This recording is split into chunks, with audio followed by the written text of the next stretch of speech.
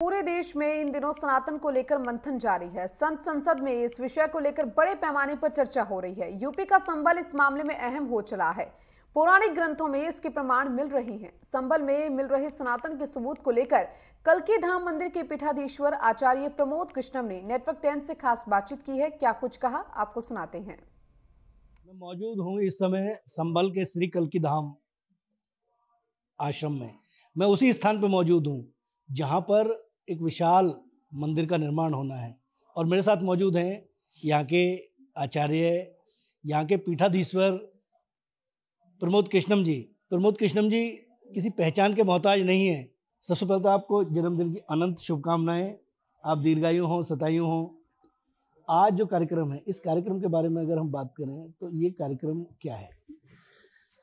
देखिए, पुराणों में लिखा है कि भगवान का अंतिम अवतार श्री कल्की के रूप में संभल ग्राम में होगा।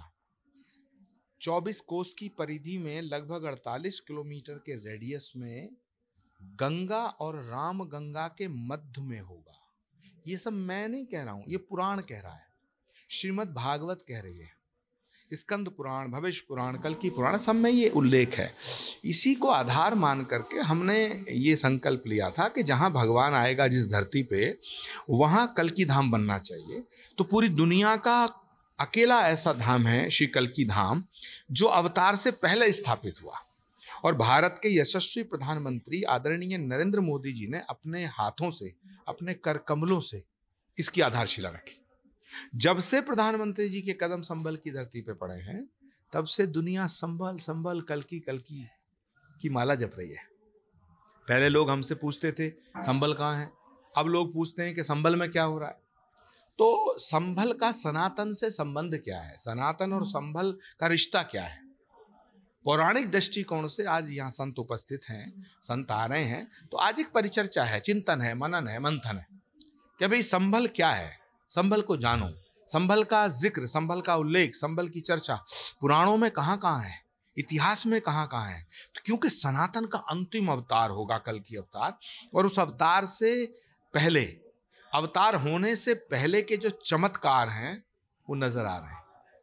प्रभु जी, एक सवाल लाजमी बनता है, क्योंकि अब अगर हम पिछले 10 सालों में देखें तो सनातन और हिंदू, उसको लेकर तमाम तरह की जो चर्चाएं हैं, तमाम जो धर्मावलंबी हैं, जो और धर्मों को मानने वाले लोग हैं, वो भी अब इसकी चर्चा कर रहे हैं। तो ये जो इस समय एक अजीब सा माहौल जो बनाने का प्रयास हो रहा है, इस पर अगर आपकी टिप्पणी। देखिए, कोई माहौल अजीब सा नहीं बन रहा है। जो खोई हुई विरासत थी, जो हमारी संस्कृति और सभ्यताओं को मिटाया गया, तोड़ा गया, मंदिरों को तोड़ा गया, ध्वस्त किया गया, 1000 साल तक सनातन को मिटाने की कोशिशें हुई। सनातन नहीं मिटा। सनातन को जो मिटाना चाहते थे वो मिट गए। बाबर कहाँ है आज, तैमूर लंग कहाँ है, औरंगजेब कहाँ है। और मैं ये जो भारत के सो कॉल्ड सेकुलर नेता हैं, स्यूडो सेकुलर, ये जो स्यूडो सेकुलरिज्म है, इन सबको कहना चाहता हूं कि सनातन का विरोध मत करो, वरना मिट जाओगे। सनातन नहीं मिटेगा। तो भारत और सनातन, सनातन और भारत, ये एक दूसरे से अलग नहीं है, ये एक दूसरे के पूरक है। सनातन है तभी तक भारत है, और भारत है तभी तक सनातन है। क्योंकि सनातन एक ऐसा धर्म है जिसकी उत्पत्ति भारत की भूमि पर हुई है। लेकिन भाग्य की विडंबना ये है, भाग्य की विडंबना ये है, देखिए अश्विनी उपाध्याय जी आए हैं, सुप्रीम कोर्ट के वरिष्ठ अधिवक्ता है ना, पधारे हैं श्री कल्की धाम की भूमि पर, स्वागत उनका। सनातन के अलावा भारत की कल्पना नहीं की जा सकती है, और सनातन किसी पे हमला नहीं करता। सनातन ने कभी किसी पे हमला नहीं किया। सनातन सर्वे भवन्तु सुखिना की प्रार्थना और कामना करता है।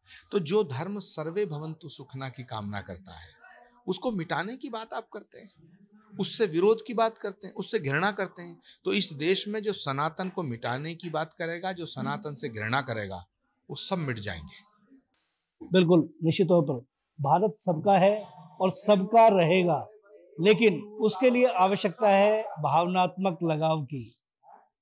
कैमरा पर्सन अजय के साथ राजकुमार चौधरी, नेटवर्क 10, संबल।